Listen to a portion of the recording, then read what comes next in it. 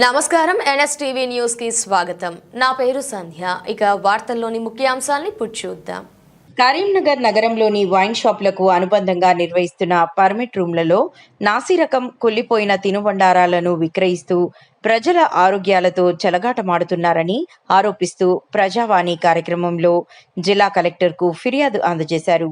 ఈ సందర్భంగా ఫిర్యాదుదారుడు రొల్లా సతీష్ ఎన్ఎస్టీవీతో మాట్లాడుతూ పర్మిట్ రూమ్లలో కనీస పరిశుభ్రత ప్రమాణాలు పాటించడం లేదని, నాసిరకం ఆహార పదార్థాలను వినియోగదారులకు అందించడం వల్ల ప్రజల ఆరోగ్యం ప్రమాదంలో పడుతోందని ఆవేదన వ్యక్తం చేశారు. ఈ విషయాలపై గతంలో పలు మీడియా కథనాలు వెలువడినప్పటికీ సంబంధిత ఎక్సైజ్ శాఖ అధికారులు స్పందించకపోవడం పలు అనుమానాలకు తావిస్తోందని పేర్కొన్నారు. కరీంనగర్లోని పర్మిట్ రూమ్ల వ్యవహారంపై జిల్లా యంత్రాంగం ప్రత్యేక దృష్టి సారించి ప్రజల ఆరోగ్య పరిరక్షణకు అవసరమైన చర్యలు తీసుకోవాలని ఆయన కోరారు. నమస్తే, నా పేరు రోల సతీష్. నేను డీసీసీ అర్బన్ కాంగ్రెస్ కమిటీ కార్యదర్శిని. నాది కిషన్ నగర్ 29వ డివిజన్.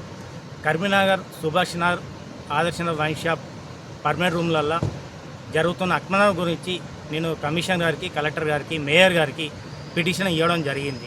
అక్కడ జరుగుతున్న సంఘటన మా దృష్టికి రావడం జరుగుతుంది. అది ఏం సంఘటన అంటే, అక్కడ పర్మిట్ రూమ్లలో పుల్లుపోయిన గూడాలు, బీట్ మార్కెట్ నుండి చెడిపోయిన మామిడికాయలు తీసుకురావడం, సామాన్య ప్రజలు ఆరోగ్యంతో చెడగాటం అడగడం జరుగుతుంది. దీనిపైన మేము పిటిషన్ ఇవ్వడం జరుగుతుంది. దీనిపైన పిటిషన్ ఇచ్చి ఇప్పటికీ 1 month అవ్వడం జరుగుతుంది. దీనిపైన ఎందుకు మరి అధికారులు చర్చ తీసుకోవడం లేదు?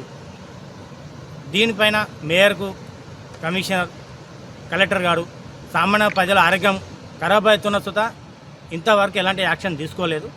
దీనిపైన యాక్షన్ తీసుకోవాలని ఈరోజు మళ్ళీ మేము లైవ్లో టెస్ట్ కానీ, వీడియోలో కానీ, మీడియా కానీ తెలియజేయడం జరుగుతుంది. దీనిపైన ఇంత తొందరగా యాక్షన్ తీసుకుంటే సామాన్య ప్రజల ఆరోగ్యం అంత తొందరగా కాపాడినారు. కరీంనగర్ మేయర్ అవుతారు, కలెక్టర్ ఏమవుతుంది, కమిషనర్ గారు అవుతారు. మామూలుగా మీరు ఏదైతే సమస్య గురించి ప్రస్తావించిందో ఈ సమస్య గురించి మొదటగా మీరు ఫుడ్ సేఫ్టీ అధికారులకు మరియు ఎక్సైజ్ డిపార్ట్మెంట్కు సమాచారం ఇవ్వాల్సి ఉంటుంది. మీరు వాళ్ళకి ఏమైనా కంప్లైంట్ చేసినారా? ప్రజావాణిని కంప్లైంట్ చేయడం జరిగింది. ప్రజావాణిలో కంప్లైంట్ చేసినప్పుడు మేము యాక్షన్ తీసుకుంటాం అని చెప్పడం సుధా జరిగింది.